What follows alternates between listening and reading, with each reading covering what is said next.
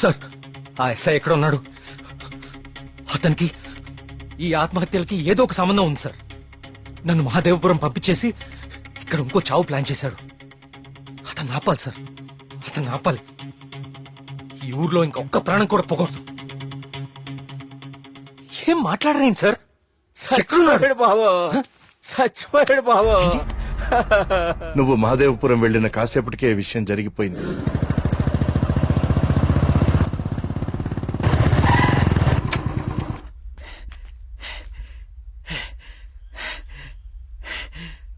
Inspector గారు, tea దేమంటారా?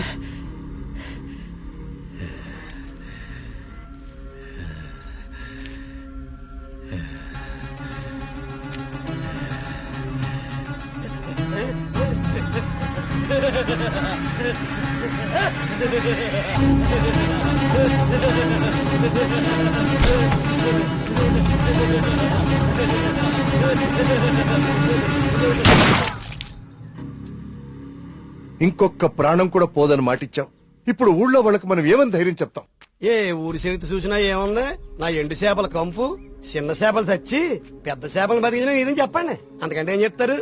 మీ వంశ చరిత్రలో ఈరగాథలు చెప్పుకోవడానికి ఈ ఊరు ఉండాలి, ఆ గుడి ఉండాలి, చిత్తం బాబు అనడానికి ఈ మడుసులు ఉండాలి.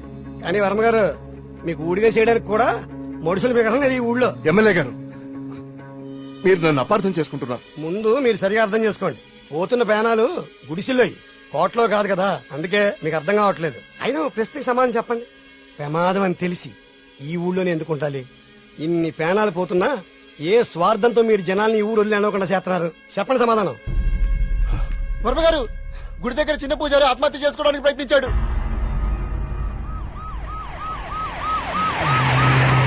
దేవుడికి ఇష్టం లేని అభిషేకం జరిగింది.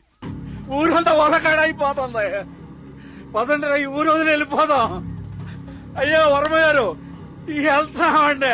పదండి రా, ఇక్కడ ఎందుకురా? పూజారికి న్యాయం జరగలేదు. పదండి, పదండి రా. ఇదంతా ఎవరు చేస్తున్నారో నాకు తెలుసు.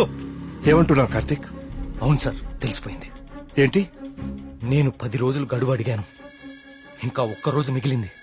24 గంటల్లో ఈ ఆత్మహత్యలు వెనుకున్న వాళ్ళని రైట్ హ్యాండెడ్ గా మీ ముందు నిలబడతాను.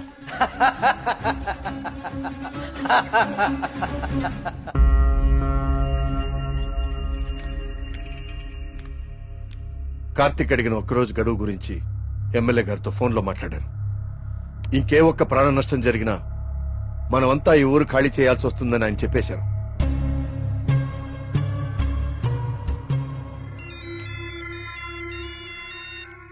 వర్మ గారు ఏం చేస్తున్నారు? ముఖ్యమంత్రి గారితో ఎమ్మెల్యే గారితో ఇప్పుడు దాకా ఫోన్లో మాట్లాడారు. ఇంకేవో మన ఊరు గురించి మాట్లాడుతున్నారు. సరే కుమార్. స్వామి, సమస్య సృష్టించింది నువ్వే, పరిష్కారం చూపించాల్సింది నువ్వే. ఊరు ఖాళీ అవ్వడమే నువ్వు చూపించే పరిష్కారమా?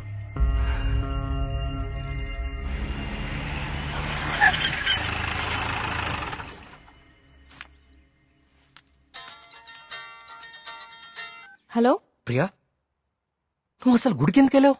ఓ, ఇక్కడ కూడా సీసీటీవీ కెమెరాలు పెట్టావా? ముందు ఇంటికెళ్ళు. ఇంట్లో ఒక్కదాన్నే ఉండాలంటే భయంగా ఉంది కార్తిక్. కొంచెం ధైర్యంగా ఉంటుందని గుడికొచ్చాను. ఏమిటో ఇన్ని సంవత్సరాల్లో మొట్టమొదటిసారిగా దేవుడికి నైవేద్యం పెట్టలేదు. అంతా కలికాలం. కాల్ చేస్తాను. తీర్థం తీసుకో.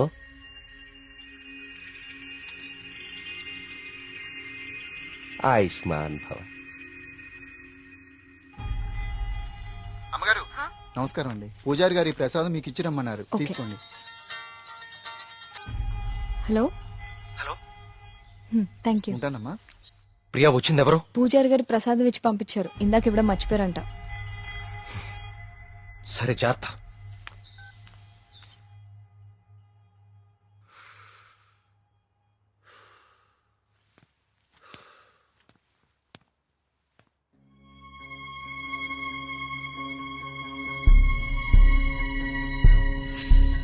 ఏమిటో ఇన్ని సంవత్సరాల్లో మొట్టమొదటిసారిగా దేవుడికి నైవేద్యం పెట్టలేదు.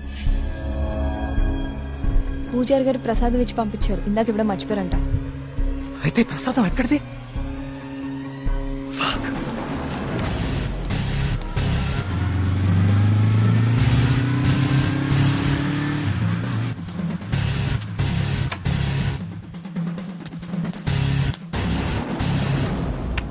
ప్రియా ప్రియా ప్రియా ప్రియా తలుపు తీ ప్రియా ప్రియా వినపడుతుందా? Shit. Priya Priya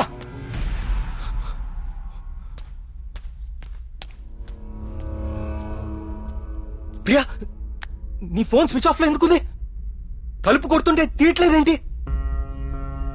Priya what happened?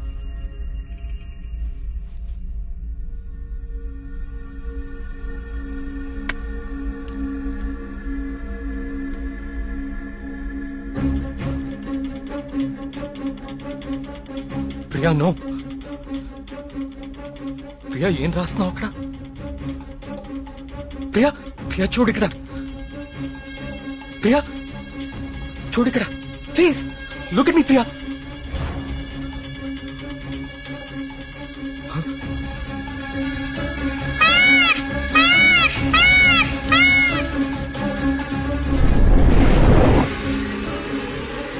Priya Priya Priya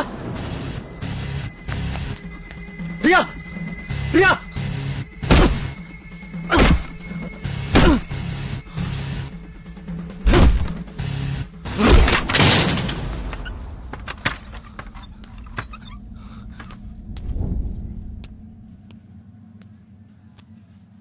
she's fine. కాకపోతే వెయిన్స్ చాలా డీప్ గా కట్ అవడం వల్ల బ్లడ్ లాస్ చాలా హెవీగా ఉంది. తన స్పృహలోకి రావడానికి కొంచెం టైం పడుతుంది.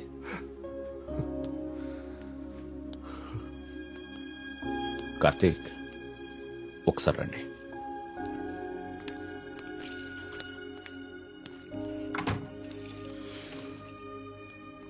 కార్తీక్ నువ్వు నన్ను రమ్మండం మంచిదైంది. నీ అనుమానం నిజం. ప్రియ తిన్న ఫుడ్లో ఒక డ్రగ్ కలపబడింది. ప్రియ బ్లడ్ ని పవర్ఫుల్ మైక్రోస్కోపిక్ అబ్జర్వేషన్ చేశాను.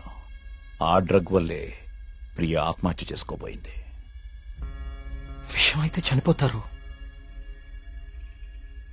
ఇలా డ్రగ్ మూలంగా ఆత్మహత్య చేసుకోవటం ఏంటి? చెప్తాను.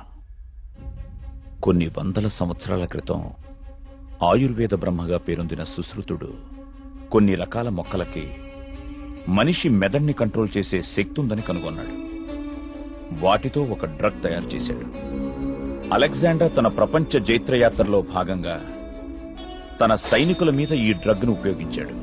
ఎన్ని దెబ్బలు తగిలినా తమ శారీరక స్థితిని పట్టించుకోకుండా పిచ్చి పట్టినట్లుగా యుద్ధానికి వెళ్లేవారు.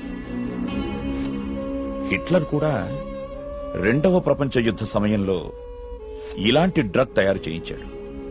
అయితే అదంత సక్సెస్ అవ్వలేదు. ఆ డ్రగ్ ని 3 డోసెస్ గా ఇస్తారు. రోజుకి 1 డోస్.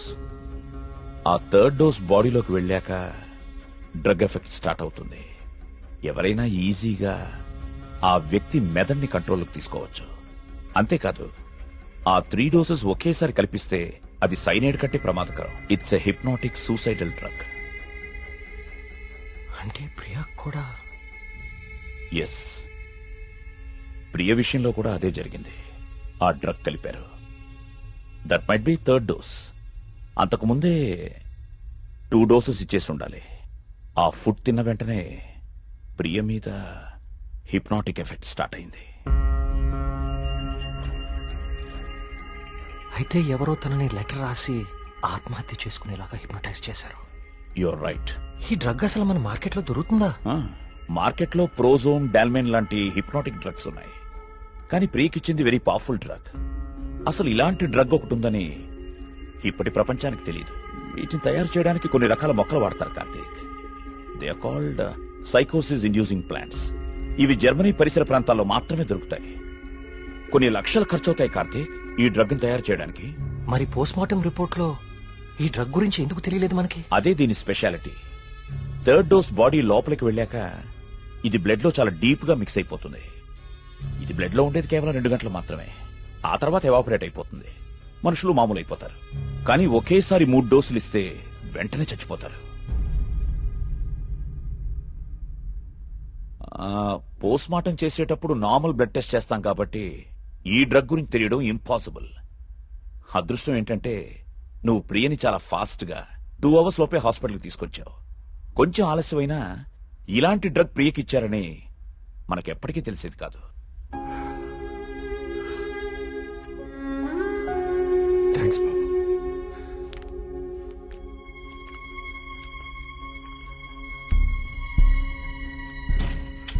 అయితే అన్ని ఆత్మహత్యలకి కారణం ఆ డ్రగ్. సుబ్రహ్మణ్యపురం లాంటి చిన్న ఊరు మీద ఇన్ని లక్షలు ఖర్చు పెట్టి ఎందుకు ఈ డ్రగ్ ఉపయోగించారు? దేవుడి పేరు వాడుకుని జనాలను ఎందుకు చంపారు?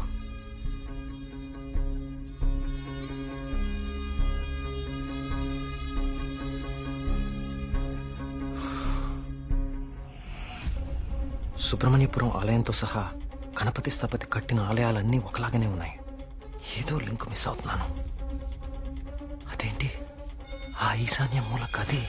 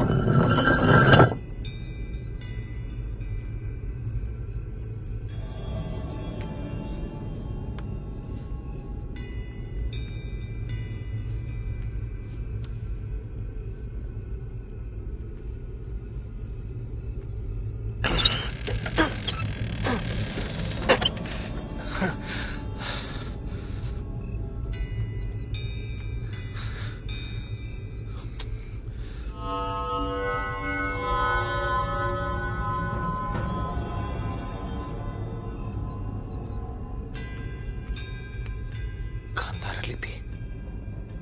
ఏ సమస్య పరిష్కారానికైనా తదేక దృష్టి అవసరం. తదేక దృష్టితో చూడు, పరిష్కార మార్గాలు తెరుచుకుంటాయి.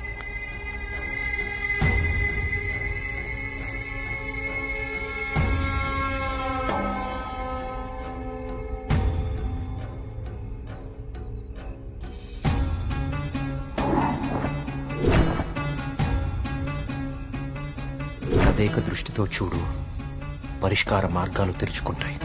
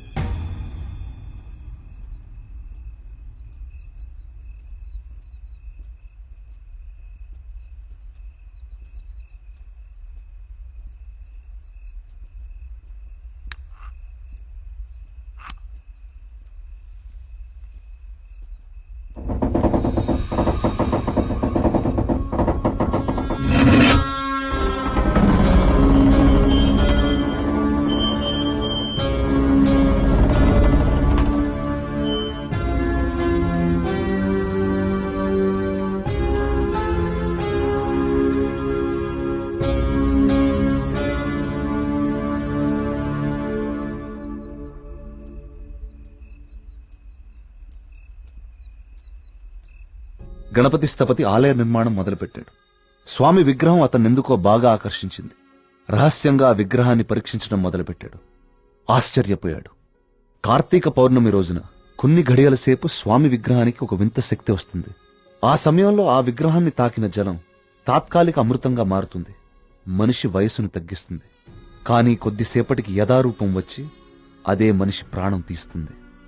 అదే ఆ విగ్రహాన్ని కొన్ని రసాయన ద్రవాలతో లేపనం చేసి తిరిగి అభిషేకం చేస్తే ఆ జలం ఈసారి శాశ్వత అమృతంగా మారుతుంది. ఇదంతా కేవలం కార్తీక పౌర్ణమి రోజున మాత్రమే జరుగుతుంది. స్వామి విగ్రహానికి దాని కింద అంతర్భాగంగా ఉన్న శిలకు ఈ శక్తి ఉందని ఆయన కనుగొన్నారు. మహారాజుకి ఈ విషయం చెప్పాలని వెళ్లి చూసేసరికి మహారాజు రవివర్మ చింతాక్రాంతుడై ఉన్నాడు. కారణం, తమ రాజ్య సరిహద్దుల్లో పరమ క్రూరుడైన అస్లం ఖాన్ తన సైన్యంతో ఈ రాజ్యాన్ని నాశనం చేయడానికి సిద్ధంగా ఉన్నాడు. అస్లం ఖాన్ సైనిక బలంతో పోల్చుకుంటే తమ సైన్య బలం సగం కూడా లేదు. ఓడిపోవడం తథ్యం అనే దిగులుతో ఉన్నాడు మహారాజు. గణపతి స్థపతికి ఠక్కున ఒక ఆలోచన స్ఫురించింది. స్థపతి ఆ విగ్రహం గురించి తాను కనుగొన్నది చెప్పాడు. రాజు ఆశ్చర్యపోయాడు. ఆ రోజు కార్తీక పౌర్ణమి, అంటే స్వామి విగ్రహానికి వింత శక్తి వచ్చే రోజు. స్వామికి అభిషేకం చేసిన ఆ జలాన్ని తీసుకుని మహారాజు మారువేషంలో అస్లం ఖాన్ గుడారానికి వెళ్లాడు. వయసు తగ్గించే మందు తన దగ్గరుందని మాయమాటలు చెప్పాడు. అస్లం ఖాన్ మొదట నమ్మకపోయినా తన వాళ్లకి జరిగిన మార్పు చూసి ఆ జలాన్ని తను కూడా తాగాడు. రాత్రికి రాత్రి అస్లం ఖాన్, అతని ముఖ్య అనుచరుల ప్రాణాలు అనంత వాయువుల్లో కలిసిపోయాయి. ఆ సుబ్రహ్మణ్యేశ్వర స్వామే తన రాజ్యాన్ని కాపాడాడని నమ్మాడు మహారాజు. ప్రజల క్షేమాన్ని ఆలోచించి స్వామికి అభిషేకాలు జరగకుండా చూశాడు. చావుని జయించడం ప్రకృతి విరుద్ధం. అందుకే గణపతి స్థపతి మహారాజు విగ్రహ రహస్యాన్ని ఎవ్వరికీ చెప్పలేదు. ఈ విగ్రహ రహస్యాన్ని గణపతి స్థపతి గ్రంథస్థం చేసి గుడిలోని ఈ రహస్య ప్రదేశంలో భద్రపరిచాడు. ఒక ప్రత్యేకమైన నాణాన్ని ఉపయోగించి ద్వారాన్ని మూసివేశాడు. భవిష్యత్తులో ఈ రాజ్యానికి ఏదన్నా ఆపద వాటిల్లితే భగవంతుడు ఆ ఆపదని తొలగించడానికి ఒక వ్యక్తిని ఎంచుకుంటాడు. అతన్ని రాజ్యానికి వచ్చేలా చేస్తాడు. ఆ వ్యక్తికి ఆ నాణెం, రహస్య గదిలో ఉన్న ఈ ప్రతి పరిష్కారాన్ని చూపిస్తాయి.